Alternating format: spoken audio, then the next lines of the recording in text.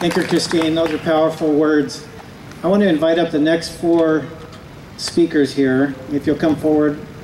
Jennifer Dement, Jennifer Hill, Emelina Turley, and Whitney Shields. Come on up here. While they're coming up here, I'm going to make a quick point. We've heard a lot about data.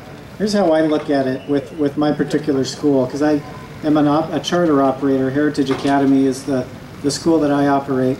When parents bring their children to our school, we make it very clear on day one that the parent is our customer. Number one, children's data is owned by the parent. We're simply hosting that data for a period of time while their child is here, and then when their child leaves, then we follow the state law to hold it for a period of time and then destroy it. But we're simply the host of your data for your child. And I think that concept is kind of lost because people start thinking, well, the school owns the data or the government owns the data. Well, if they own it, then they can do whatever they want with it. Sell it, trade it, market it, whatever. Parents own the data. The public education system is simply the host of that data. And that extends into the Department of Ed and the government branches that have that data there. They host it, and that goes right back to what I said before. We're here to protect the rights of our citizens. That includes the right of privacy, right? Okay, excellent. We have 4 power moms here. And like I said before, the moms are the movement of this organization. And so I see some men out here, and I applaud you for being here. But you know, we need more men in this movement because this is really a mommy movement, and us men have fallen down on this one. And we gotta get our act together and get going. So thank you men for being here. And we need to join all these other wonderful women. And so let's hear from them, and we'll go in this order. Jennifer, why don't you start us off here? Thank you. I just want to say I am not any of these people that are affiliated officially with any group. I am just a mom.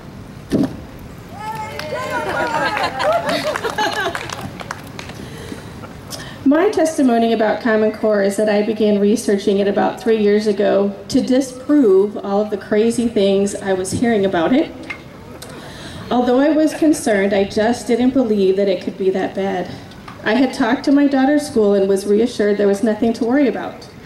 But I just couldn't shake the feeling that I needed to check for myself about what was happening. After a few months of digging around on the internet, I was shocked, to say the least, at what I discovered. It was as bad as I had heard, and even worse. Not only was it academically wrong for children, it was in fact a takeover of our education system by DC bureaucrats and their political cronies with total disregard for the state's constitutional rights to control education and of parents' rights to have accountability in the schools over curriculum, testing, and privacy. Common Core is just one symptom of the massive overreach of government into our lives. But I want to encourage every one of you to remember this one thing. All of the progress we have seen in the nation against Common Core has been because of parents.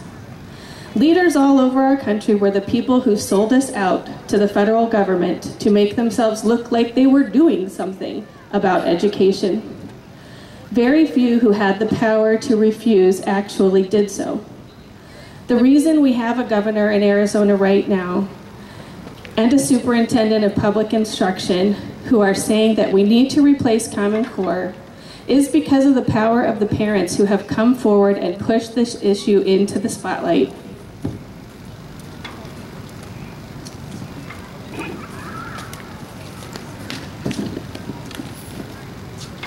The education establishment doesn't want this battle. The politicians don't want this battle. The media mocks us and some of my family members, while they refuse to do their jobs to investigate instead of just regurgitate the information fed to them by their political allies. We are the reason there is a battle at all. For any who are doubting if citizens can still make a difference in the United States, I can tell you yes, they absolutely can, as evidenced by the results of our fight against Common Core. If you have not already become part of a group that is organized to provide information and support to other parents, I ask you to do it today.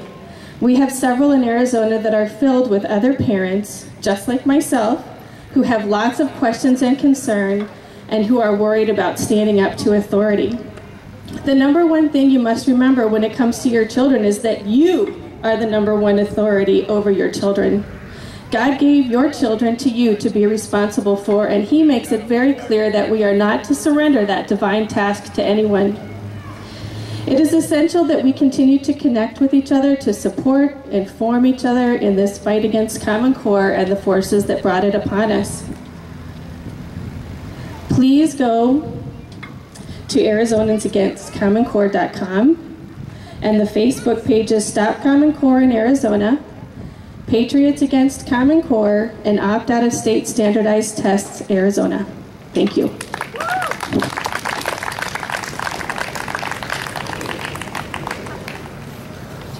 Hello, my name is Jennifer Hill, and while yes, I am a mom, I am here to represent the teacher aspect. I was a teacher for 15 years in the Paradise Valley School District and then the Higley School District, and in 2012, I realized I could not toe the line, and I fought back, and I protested, and I continued. I'm an English teacher. I did 6th grade for the last year, and I continued on my path of making sure that these children were reading novels, were learning vocabulary, learning spelling, and I was headbutted every time I did so, because I was told that is not on the test.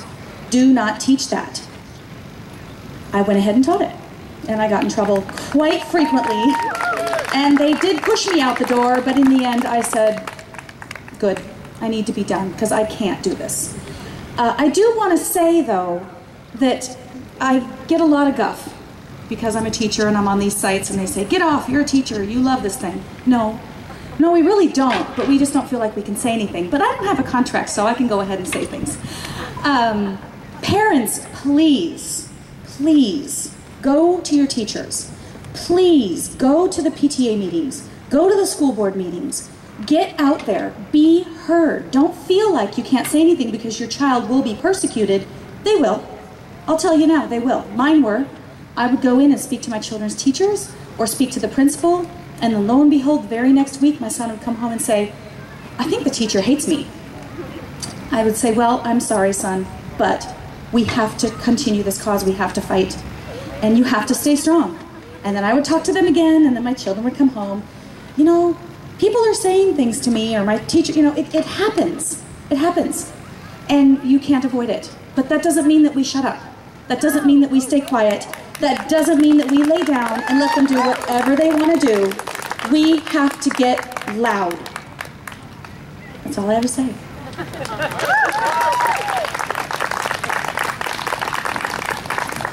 It's great to be here today. My name is Emelina Turley. I serve on the council out in Queen Creek, and it's refreshing to be among friends and see so many patriots out in the crowd. This is my favorite place to be, so it's a breath of fresh air. I feel like I don't have much more to share than has been shared today. I think the message is constant among those who are here. The thoughts that I've had over the last few weeks as I've thought about speaking today and what little brief thing I could share with you is just, first of all, that patriotism runs deep in this state. And that's proven by the friends that I see in so many circles and so many locations. We come, and I believe in the power of speaking the truth, even if those who we speak to are maybe not present in that moment. So I encourage you to keep up this fight. As one who is on the council, I'm very aware of the fact that I can accomplish very little without the pushback from the public. And so you've also heard that today. It feels like an overwhelming task, but there are so many different people here today that you can do something. And maybe your commitment is that you leave and you reach out to just 5 people who do one little thing. Donate something, send an email, make a call. That would multiply our efforts by 5 today, and you wouldn't believe the results. That's really all that it takes, because the voices are so few that our voices would become so powerful. So I want to encourage that. I see that so often, and in my position is just do something, just a little something.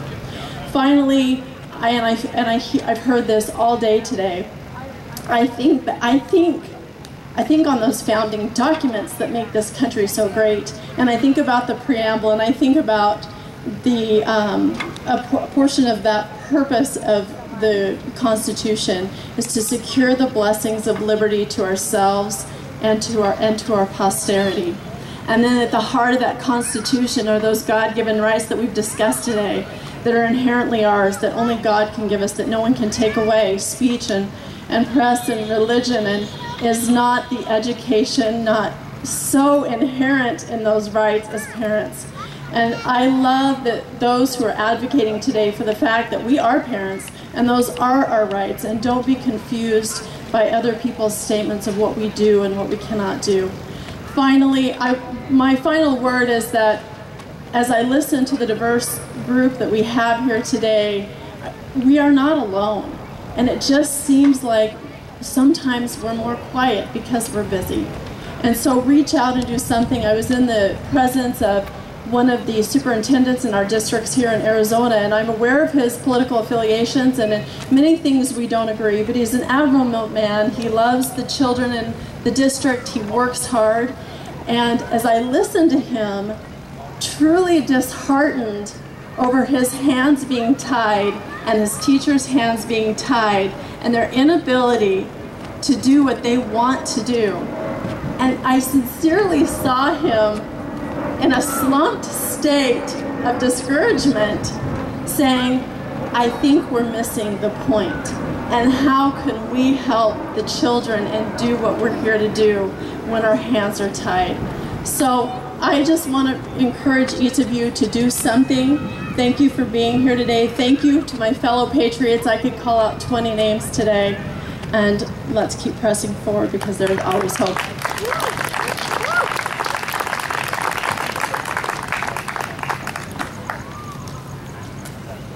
Hello, I'm Whitney Shields, and I have 7 children, and I live in Chandler. And I guess I'm just going to tell you my story because everybody's covered so much amazing information, and this is how long it takes to tell someone about it. Like literally, it takes like an hour to get all of the information out to somebody. So I found out about all of this last May. Before that, I was one of those parents where I said, okay, you guys are heading to school, great, now I get to have my life. And I just let the babysitter take care of my kids, and I was, they'd come back and tell me about school. That's great, that's great. I woke up in May last year when my kids said, I don't have to take this test. Someone said that you just have to sign this and I don't have to take this test. I'm like, what are you talking about? You have to take a test. Why wouldn't you take a test? And so I started looking into it, and I refused the test, of course, and my husband was like, it's just conspiracy. I don't know what you're worried about. And I started looking into it. So from then, I, of course, just studied a ton, and I started contacting people, and I'm a big talker. I don't know if you saw me, but I was out talking to probably 12 people over there, giving out information, and probably 90% of them were completely ignorant to what is going on. No clue whatsoever what I was talking about. Some people had never even heard of Common Core. The word needs to get out. And what I've learned over these past several months is that there are amazing people on both sides. There really are. There are people who really honestly care about education, and they're against us, but they don't understand, and they're not getting the information that they need. They're getting it from sources that are lying to them. And I really want people to be more kind and more loving towards people, because honey will draw the flies a lot faster. So we need to be kind to people and help them understand. And I also wanted to say that one person can make a difference, actually 3. Before that, did not believe that. In May, I did not believe that I could make a difference. I was like, what could I do? I went into the high school to talk to the principal about the AZ Merit for my son. And I said, I don't want him to take the test. And he goes, I'm sorry, he's going to have to. That's the only thing I can do. This is coming from the district. And I said, who in the district is telling you this? And he said, Matt Strom, he's the specialist over assessments for Chandler School District. I said, okay. And so I walked out of his room with 2 other moms. We were complaining about the AZ Merit. I walked out, boop, boop, boop, called Matt. He answered, which he's really good about answering the phone. I talked to him for a little while, and I said, listen, I don't want my kid to take this test. And he said, you know what, we need to do something about this because it isn't fair. I am getting complaints, and so I'm going to have the kids. What if I had the kids, if they came in and they refused, that I sent him back to class. And I said, okay, great, but what about the retakes? And he said, okay, kind of the same thing. If we call them in for the retakes and they don't take it, then we send them back to class. And I said, okay. And before that, that principal was not going to bend. He was not going to do anything. He called and talked to Dan Serrano. Dan emailed me and he said, okay, Matt Strom said that we could do this.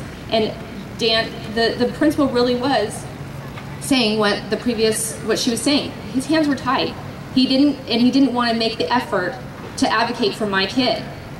And so I had to do it. And I could not believe, I walked away from there like shaking that I had done something. And it was a very empowering and exciting moment for me.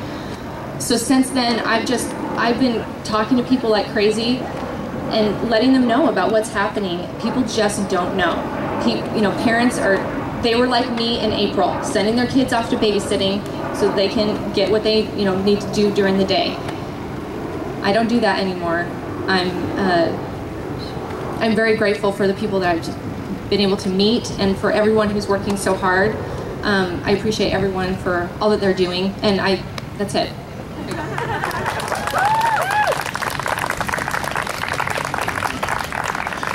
Thank you, Whitney. Let me invite the next couple of people here that we're going to hear from. Mickey Nyland, who is the chairman of LD 12. Next is Robin Finlinson. She's a precinct committeeman in LD 17 and our photographer today. We're grateful that she's here and helping us out. And then Peggy McLean, if you could come forward here. Mickey, why don't we start with you here and then we'll go to Robin. I'm a mother and a grandmother, besides being the chairman of the Republican Party in Gilbert and Queen Creek. But I don't have anything more to say today except for choice in education has been important to me my entire life. I have facilitated and used many different types of education as a parent, and I have appreciated it.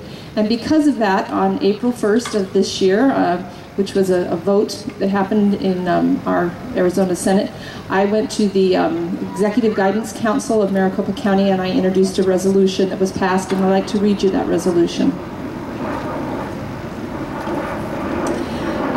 Whereas the National Republican Platform is against Common Core, whereas the Republican Party respects parental choice in education, be it therefore resolved that the Republican Party of Maricopa County Executive Guidance Committee supports parents' rights in education and continues to support the repeal of Common Core. This is for parental rights as the ultimate authority of the education of children. And I want to, I have this plaque in my office, and it is to remind me always that the liberty that we so cherish comes with a responsibility. And I want to thank you all for being here, for passing the torch of maintaining liberty to our grandchildren. My children now are using choice in education to educate my grandchildren, and I am grateful for that. Thank you for being here. You could be doing many other things today.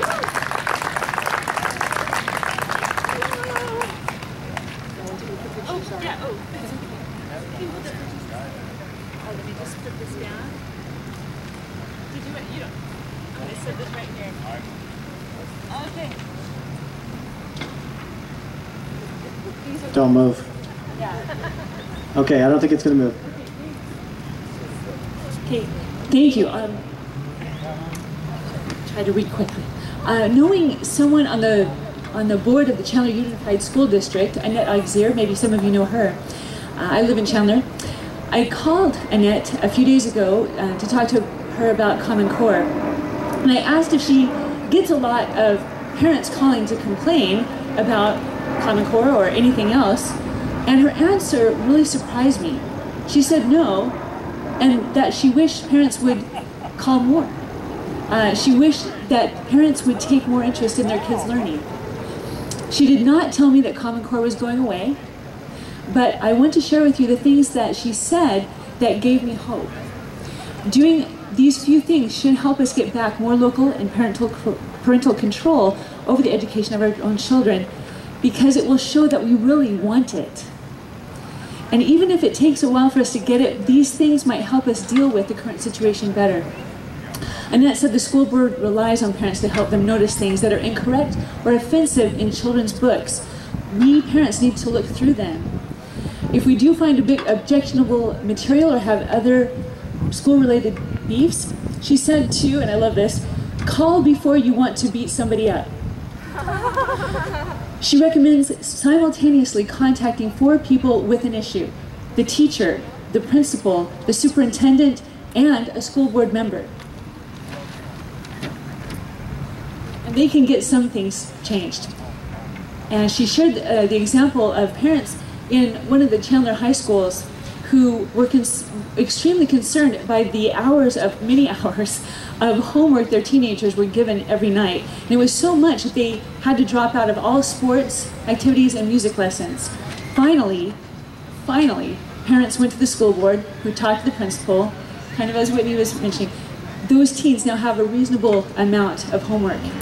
Annette also said that it helps to have a relationship formed with teachers and administrators before we go to them with big concerns. We can be doing these things. We can be reading the material that our children are reading. We can get to know and be respected by and needed by the schools they go to. That takes time, of course. Earlier this week, I asked a couple of friends what they thought about Common Core. One of my friends and I had planned to chat about the frustrations that she and her husband have, but we didn't get time to because we were too busy. But then we, let's see, where was I? I'm lost. Oh yeah, parents these days are so busy, often doing many really good things, of course. But I think that those who wanted Common Core took advantage of our busyness. Again, Whitney kind of talked about this too. It's easy to slip things by people who aren't looking and who aren't aware. Thomas Jefferson said that people cannot be ignorant and free. Last little bit here. I think those who wanted Common Core also took advantage of the fact that many parents want somebody else to be in charge of their children as much as possible. How many of you remember half-day kindergarten? I was stunned to find out that I was the only parent in my neighborhood school who had wanted it. And since my now 10-year-old daughter would have been the only child taken out of school early, I gave in to it. By the time my 8-year-old started kindergarten, I had already accepted the all-day schedule. Little by little, in various ways, our society is giving up the desire and therefore the right to be highly involved parents. Are we headed for mandatory boarding school a few years from now? Probably not. But look at how quickly we can be lulled and wooed and fooled and find our beautiful laws mocked, openly broken, and changed. Shane Krauser, a local Constitution expert, said, America must rise up and again recognize that freedom is worth fighting for. And it is ours to keep only if we are willing to engage in the struggle to protect it. Let's engage every day in our children's education and our nation's freedom. Thank you.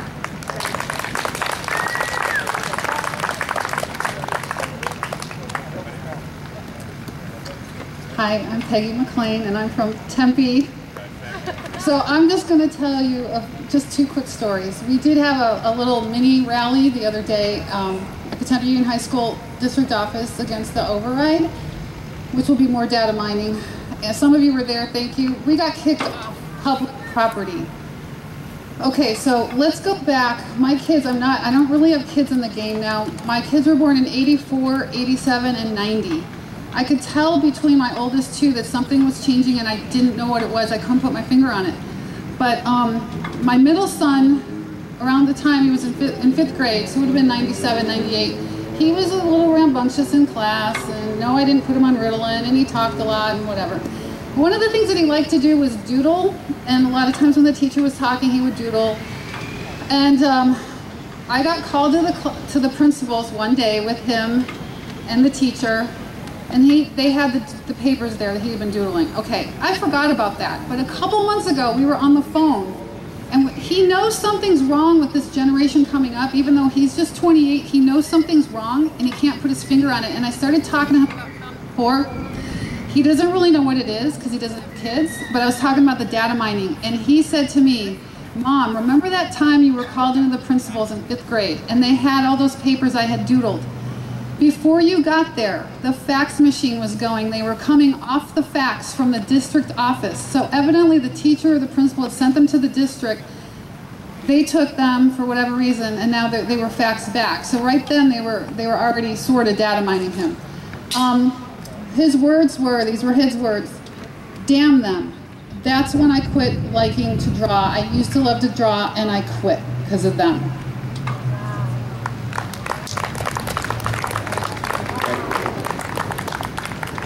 Thank you, Peggy. As we wrap up here, we're going to invite the final set of speakers up here, and I'll introduce them as they come forward. Beth Hallgren. Come on up, Beth. Beth is a PC, Legislative District 16. She was the Chief of Staff for Diane's campaign in the primary. Thank you, Beth. I'm also inviting Aaron Peterson up, a father and local attorney. Tracy Langston with the Center of Self-Governance. She could come forward. Daryl Colvin, who is a board member in Gilbert Public School District, number 41. And then Dick Hawkins, if you could come forward. And as he comes forward, I just want to mention that there is legislation on a data privacy bill that's being run by Legislative District 22 that you're going to start to see some more in some of your district meetings. But if you want more information on the data privacy bill, please go see Dan Steinwick's table over here. Claire, I got the name wrong there. Wave your hand.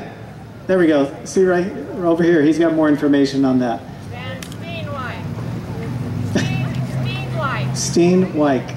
Excellent. Thank you for the correction. This is about education, right? So we got to get it right. Thank you. Beth?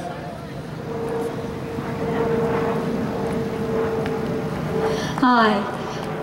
First of all, I wanted to remind everybody that we do have one gentleman that has been very, very active from the very beginning, and that's Wes Harris. He traveled throughout the state to make sure that we were informed. Most of what I'm going to say to you isn't new. However, I'm going to do it with a twist. Okay. When I went back to college, I was a dental hygienist, and I decided to be a clinical psychologist, a clinical counselor. I realized that integrating some of the supposed conflicts of traditional psychology and my Christian faith was going to be a problem. It was going to be a challenge for me. But I met that challenge. I want to mention 3 issues. This is a spiritual battle. Please, please pray. Thank you. This is a cultural battle and a battle for the family. This is a political issue, and I will explain those a little bit more in depth. As a psychology student, the Humanist Manifesto was widely adopted by psychologists.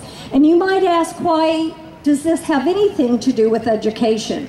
Well, psychologists were the primary creators of the theories of learning.